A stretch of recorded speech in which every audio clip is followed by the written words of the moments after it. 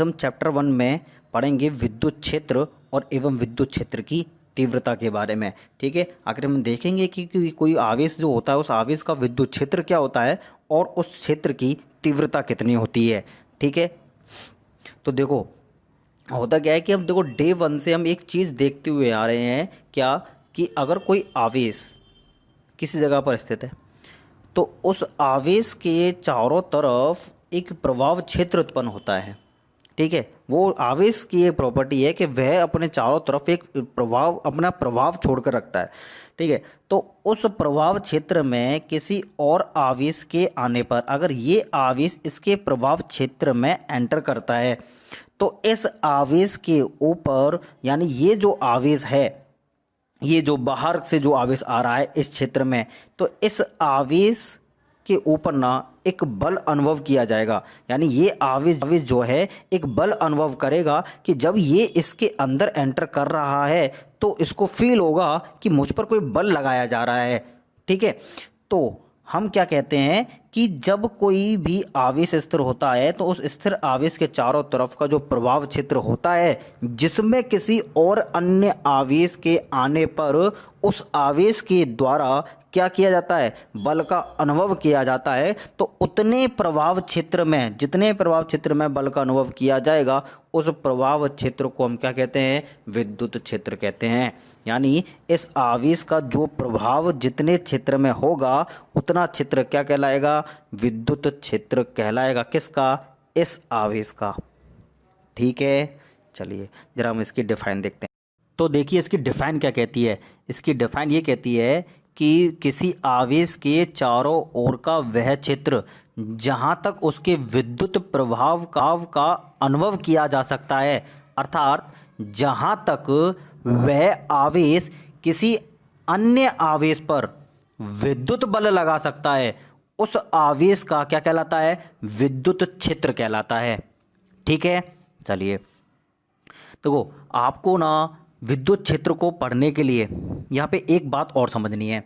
क्या, कि देखो एक आवेश होता है, देखो दो तरीके के आवेश हमको पढ़ने हैं। एक आवेश होता है स्रोत आवेश और एक होता है क्या, परीक्षण आवेश। ठीक है, तो स्रोत आवेश है क्या, देखो स्रोत आवेश है जो आवेश अपने चारों तरफ क्या उत्पन्न करता है, विद्युत क्षेत्र उत्पन्न करता है। यानी जो विद्युत क्षेत्र का स्रोत है उसको हम क्या कहेंगे, स्रोत आवेश कहेंगे।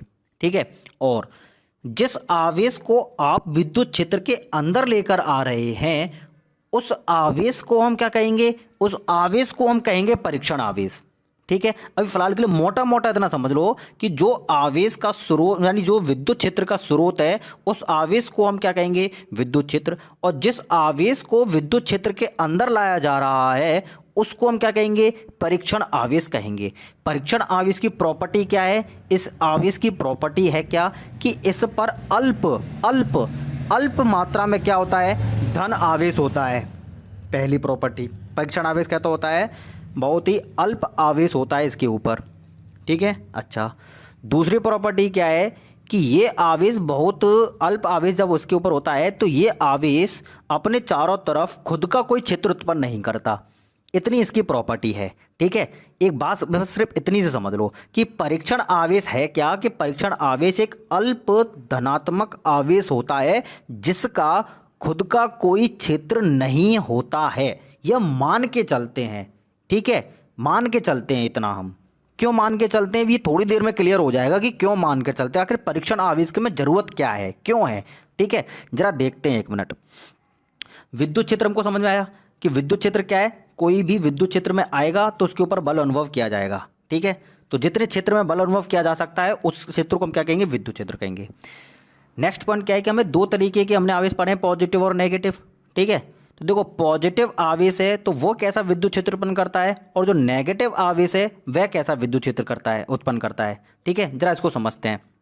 देखो कैसा क्षेत्र उत्पन्न होगा, कि हमेशा एक बात को हमेशा ध्यान रखना कि किसी पृष्ठ से विद्युत क्षेत्र लंबवत ही बाहर की ओर निकलता है और लंबवत ही क्या करता है, प्रवेश करता है। अगर कोई पृष्ठ है तो उस पृष्ठ के लंबवत परपेंडिकुलर विद्युत क्षेत्र बाहर निकलेगा और लंबवत ही क्या करेगा, प्रवेश करेगा उसके अंदर में। ठीक है, इस बात को हमेशा ध्यान रखना।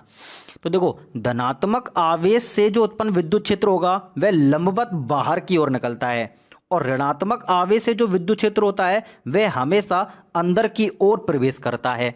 यानी पॉजिटिव आवेश से हमेशा जो क्षेत्र उत्पन्न होता है वह बाहर की ओर निकलता है, और ऋणात्मक आवेश से जो क्षेत्र उत्पन्न होता है वह अंदर की ओर क्या करता है, अंदर की ओर प्रवेश करता है। ठीक है, तो देखो इसके डायग्राम से हम समझते हैं। ये तो ये पॉजिटिव आवेश है, तो हमेशा इससे बाहर की ओर क्या निकलेगा, विद्युत क्षेत्र उत्पन्न होगा। अभी थोड़ी देर में सब क्लियर हो जाएगा। और नेगेटिव आवेश जो होगा उससे क्या होगा, हमेशा अंदर की ओर विद्युत क्षेत्र क्या करेगा, एंटर करेगा या प्रवेश करेगा। आखिर ऐसा क्यों? देखो, हम विद्युत क्षेत्र को निकालने के लिए हम एक आवेश का उपयोग करते हैं जिसको हम कहते हैं परीक्षण आवेश। हमेशा परीक्षण आवेश का प्रयोग क्यों किया जाता है? क्योंकि हमें सिर्फ परीक्षण करना है कि विद्युत क्षेत्र कैसा है। जब हम परीक्षण कर लेते हैं कि विद्युत क्षेत्र प्रबल है, कमजोर है, बाहर की ओर निकल रहा है, अंदर की ओर निकल रहा है, तो फिर हम उस हिसाब से अपने आवेशों को उसके पास में या दूर लेकर जाते हैं। ठीक है, तो पहले हमें पता तो होना चाहिए कि आखिर कोई सी आवेश के कारण जो क्षेत्र उत्पन्न हुआ है वह क्षेत्र है कैसा। तो जब हमें पता करना है तो एक परीक्षण आवेश को लिया जाता है। ठीक है, और परीक्षण आवेश कैसा है, पॉजिटिव आवेश। ठीक है, तो देखो, जब भी कोई पॉजिटिव आवेश स्रोत आवेश है, स्रोत आवेश का मतलब क्या है कि इससे क्षेत्र उत्पन्न होगा। तो देखो ये क्षेत्र उत्पन्न हो रहा है। अब इससे जो क्षेत्र उत्पन्न हो रहा है, जब आप इसके अंदर एक परीक्षण आवेश को लेकर आएंगे तो ये क्या करेगा, इसको बाहर की ओर ढकेलेगा कि नहीं ढकेलेगा। ठीक है, तो इसका मतलब क्या है कि जब ये बाहर की ओर ढकेल रहा है तो इसका जो क्षेत्र लग रहा है वो किधर है, बाहर की ओर है। ठीक है, ऐसा समझ सकते हो आप। ठीक है, और जो नेगेटिव आवेश है, जब नेगेटिव आवेश के चारों तरफ का जो क्षेत्र उत्पन्न होगा उस क्षेत्र में अगर आप किसको लेकर आएंगे, एक धन परीक्षण आवेश को लेकर आएंगे, तो ये इसको अंदर की ओर खींचेगा क्योंकि ये नेगेटिव और वो क्या है, पॉजिटिव है। इसीलिए नेगेटिव आवेश से जो उत्पन्न विद्युत क्षेत्र होता है वह क्या होता है, अंदर की ओर होता है। ये हमें कैसे पता चला? ये हमें ऐसे पता चला कि जब हम परीक्षण आवेश को इसके अंदर लेकर गए तो वह अंदर की ओर खींचता है, और जब हम पॉजिटिव आवेश से जो उत्पन्न विद्युत क्षेत्र है उसके अंदर किसी परीक्षण आवेश को लेकर जाते हैं तो वह बाहर की ओर उसको ढकेलता है। इसका मतलब हमें यह पता चलता है कि पॉजिटिव आवेश से जो क्षेत्र उत्पन्न होता है वह बाहर की ओर है, और नेगेटिव आवेश से उत्पन्न जो क्षेत्र है वह अंदर की ओर है। ठीक है, इतना समझ में आया? इतना तुमको ध्यान में रखना है कि पॉजिटिव है तो बाहर की ओर और नेगेटिव है तो अंदर की ओर। ठीक है, नेक्स्ट टर्म है हमारा विद्युत क्षेत्र की तीव्रता। देखो, तीव्रता शब्द से मतलब क्या है? तीव्रता शब्द से मतलब इतना सा है कि अगर किसी स्रोत आवेश से जो क्षेत्र उत्पन्न हुआ है वह क्षेत्र कितना प्रबल है। जब आप इसके अंदर किसी परीक्षण आवेश को लेकर आएंगे, ठीक है, तो जब आप इसके अंदर परीक्षण आवेश को लेकर आएंगे तो इसके ऊपर कितनी प्रबलता से बल लगाया जाएगा इस आवेश के ऊपर, क्योंकि जब ये इसके अंदर आएगा तो ये क्षेत्र क्या करेगा, इसके ऊपर बल लगाएगा। ठीक है, तो कितनी प्रबलता से इसके ऊपर क्या लगाया जाएगा, बल लगाया जाएगा, वह कहलाएगा क्या, विद्युत क्षेत्र की तीव्रता। यानी यह क्षेत्र इतना ज़्यादा तीव्र है कि ये इतना बल लगा रहा है। अगर कमज़ोर है तो कम बल लगाएगा, अगर ये ज़्यादा है तो ये बहुत ज़्यादा बल लगाएगा। मतलब जब ये आवेश इसके अंदर जाएगा तो इसको लगेगा कि मेरे और ज़्यादा विरोध हो रहा है, मेरे ऊपर ज़्यादा बल लगाया जा रहा है, तो क्या होगा कि इसका मतलब है कि बहुत क्षेत्र जो है वो बहुत प्रबल है। और जब ये इसके अंदर जा रहा है और आसानी से चला जा रहा है तो इसको लगेगा कि इसके ऊपर बल कम लग रहा है। ठीक है, ये इतना हमको समझ के रखना है। तीव्रता का मतलब क्या है कि प्रबलता, उस क्षेत्र का कितना प्रबल है। जरा देखते हैं। देखो होता क्या है कि स्रोत आवेश के विद्युत क्षेत्र में, कोई स्रोत आवेश है और उसका क्या है, विद्युत क्षेत्र है। उस विद्युत क्षेत्र में स्थित बिंदु पर, ठीक है, ये क्षेत्र है और ये किसका है, स्रोत आवेश का। मान ले तो ये कोई स्रोत आवेश है और यहाँ पे कोई बिंदु स्थित है इस क्षेत्र के अंदर। स्थित बिंदु पर उपस्थित एकांक धन परीक्षण आवेश, ठीक है, आवेश कैसा है, एकांक है। आवेश पर लगने वाला बल, ठीक है, उस बिंदु पर क्या कहलाता है, विद्युत क्षेत्र की तीव्रता कहलाता है। ठीक है, मतलब क्या है कि ये आवेश हो गया स्रोत आवेश, इसका क्षेत्र उत्पन्न हुआ, यहाँ इसके क्षेत्र के अंदर कोई बिंदु है, मान लो ये क्या है, पी पॉइंट है। इस बिंदु पर कोई धन परीक्षण आवेश, यानी यहाँ पे कोई क्यू नॉट है, इसको हम लेकर आए कहाँ पे, इसके अंदर, यहाँ पे लाके हमने क्या कर दिया, इसको रख दिया। तो इस बिंदु पर उपस्थित हो गया क्या, धन परीक्षण आवेश। ठीक है, तो इस धन परीक्षण आवेश के एकांक एकांक आवेश पर जितना बल लगेगा वह बल क्या कहलाएगा, उस विद्युत क्षेत्र की तीव्रता कहलाएगा। ध्यान रखना है कि जो आवेश आप अंदर लेकर आ रहे हैं वह सभी आवेश नहीं ले रहा, हम क्या ले रहे हैं, आवेश का एकांक ले रहे हैं। एकांक आवेश पर लगने वाला बल क्या कहलाता है, विद्युत क्षेत्र की तीव्रता कहलाता है। ठीक है, जरा देख तो अब क्या होता है कि इसको हम किससे रिप्रेजेंट करते हैं, ई से, और ये कैसी राशि है, यह एक सदिश राशि है। ठीक है, एक डायग्राम देखते हैं हम इसका।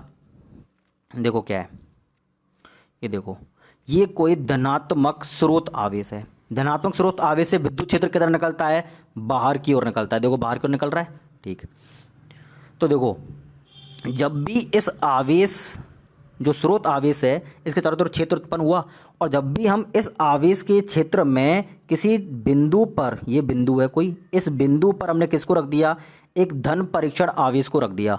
ठीक है, जो कि इससे कितनी दूरी पर है, मान लो स्मॉल आर दूरी पर है। ठीक है, अच्छा, तो देखो तो क्या होगा कि क्या डिफाइन क्या कह रही है कि इस जो आवेश आप अंदर लेकर आए हो क्षेत्र में, उसके एकांक आवेश पर लगने वाला बल। तो पहले तो आप ये मालूम करो कि इन दोनों आवेशों के मध्य बल कितना लग रहा है। सिंपल सा, तो हमें पता है कि कूलाम के नियम से जब दो बल एक दूसरे के समीप हो तो उनके ऊपर एक कूलाम का बल लगता है। मतलब कूलाम के नियम से हमें क्या मालूम है कि दो आवेश जब एक दूसरे के नज़दीक स्थित होते हैं तो उनके ऊपर एक विद्युत बल कार्य करता है, जिसको हम किससे लिखते हैं, एफ से। ठीक है, और आप आसानी से बता सकते हैं कि एफ बराबर क्या होता है, K Q Q upon R square, ये कैपिटल क्यू और ये स्मॉल क्यू। ठीक है, अच्छा, तो एफ मालूम चल गया। ठीक, तो विद्युत क्षेत्र की तीव्रता क्या है, यानी ई बराबर क्या है, ये ई बराबर होता है कि इन दोनों के मध्य जो एफ बल लग रहा है, ये एफ बल लग रहा है किसके मध्य, इस पूरे आवेश पर, और हमें लेना क्या है, इस आवेश का एकांक आवेश। तो हम क्या कर देंगे, जो भी बल लग रहा है उस बल में डिवाइड कर देंगे किससे, क्यू से। और ये क्यू कौन सा है, ये क्यू है जो आवेश आ रहा है किस में, विद्युत क्षेत्र के अंदर। तो ये हमारा क्या कहलाएगा, तीव्रता कहलाएगा। देखो एकांक आवेश पर लगने वाला बल, एकांक आवेश पर लगने वाला बल क्या कहलाता है, विद्युत क्षेत्र की, सॉरी डगर आ गया मेरे को, विद्युत क्षेत्र की क्या कहलाता है, तीव्रता कहलाता है। ठीक है, अच्छा यह देखते हैं आगे। तो देखो फॉर्मूला से क्या होगा, परिभाषा के अनुसार, परिभाषा अनुसार क्या है, विद्युत क्षेत्र की तीव्रता का परिमाण कैसे निकालेंगे हम, E बराबर होगा हमारा क्या, F अपॉन Q। ठीक है, तो F क्या है, दोनों आवेशों के मध्य लगने वाला कुल बल, और E क्या है, एकांक आवेश पर लगने वाला बल। ठीक है, अच्छा, तो देखो इसका सदिश रूप हम कैसे लिखेंगे, सदिश रूप लिखेंगे इस तरीके से, E वेक्टर बराबर क्या होगा, F वेक्टर अपॉन Q। ठीक है, तो विद्युत क्षेत्र की तीव्रता का मात्रक क्या बन गया, ये होता है न्यूटन, और Q का क्या होता है, कूलाम। तो ये क्या हो गया, न्यूटन पर मीटर क्यों लिखा हुआ है, सॉरी ये गलती से लिख गया है, यहां पे आप कूलाम कर लेना मीटर की जगह पर। ठीक है, न्यूटन पर कूलाम होता है। और देखो इसका विमीय सूत्र क्या होगा, m1 l1 t-3 और a-1। देखो f का क्या, f की जो विमा होती है वो क्या होती है, m-l-t-2, और जो आवेश की होती है विमा वो क्या होती है, at। इसको ऊपर लेके जाएंगे तो a-t-2 पहले से ही है तो -3 हो जाएगा, तो ये विमीय क्या बन जाएगा, सूत्र बन जाएगा। ठीक है, अच्छा अब एक बात और समझ लो कि देखो जब भी कोई आवेश अंदर आएगा, इस आवेश के क्षेत्र में कोई भी जब आवेश आएगा तो इन दोनों के मध्य क्या लगेगा, बल निकलेगा। तो बल को हम कैसे निकाल सकते हैं, के capital Q upon small Q, और इन अपॉन में क्या हो जाएगा, आर स्क्वायर। ठीक है, ये तो हमारा दोनों के मध्य क्या लग रहा है, बल लग रहा है कूलाम के नियम से। और हमारा ई बराबर क्या होता है, ई बराबर होता है एफ अपॉन क्यू। ठीक है, तो हम क्या करेंगे, यहाँ पे जब f की वैल्यू को पुट करोगे तो आपका क्या आएगा, के कैपिटल क्यू अपॉन में आर स्क्वायर, क्योंकि स्मॉल क्यू से कट जाएगा ये स्मॉल क्यू। ठीक है, तो E बराबर क्या होता है, K Q upon R square. ठीक है, एक ये भी इसका क्या होता है फॉर्मूला आप निकाल सकते, क्योंकि आपको पता है कि F बराबर ये होता है। जब F की वैल्यू सिंपली हमने क्या करी, यहाँ पुट करेंगे तो Q से Q कट जाएगा, तो इतना ही तो बचेगा, इसलिए बताया मैंने तुमको। ठीक है, ज़रा देखते हैं। तो यहाँ पे आप क्या कह सकते हो, यहाँ पे आप ये भी कह सकते हो, यहाँ पे बराबर लगा के आप क्या लिख सकते हो, यहाँ पे लिख सकते हो क्या, के क्यू और अपॉन में क्या आ जाएगा, आर स्क्वायर। ठीक है, या तो आप यहाँ पे भी लिख सकते हो क्या, के क्यू और अपॉन में आर स्क्वायर, सिंपल सी बात है। ठीक है, तो के क्यू अपॉन आर स्क्वायर यहाँ पे हो जाएगा, क्यों, क्योंकि क्यू से क्यू क्या कर जाएगा, कट जाएगा। तो देखो एक तरफ देखो, आप ये भी जानते हो कि एफ अपॉन क्यू होता है क्या, ई। अगर आपको ई दिया है और क्यू दिया है तो आप एफ निकाल सकते हो, एफ बराबर क्या हो जाएगा, क्यू इंटू ई, सिंपल सा है।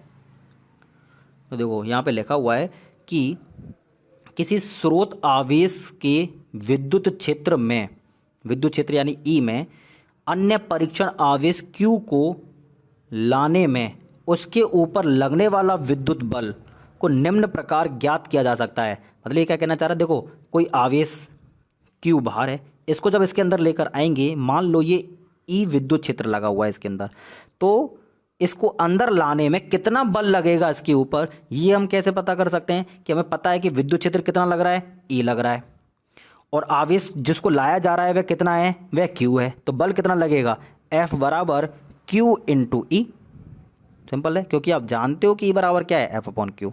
ठीक है, अभी तक तो आज तक के लिए हम क्या करते हैं, इतना रखते हैं। नेक्स्ट क्लास में हम क्या देखेंगे, नेक्स्ट क्लास में हम देखेंगे बिंदु आवेश के कारण विद्युत क्षेत्र की तीव्रता।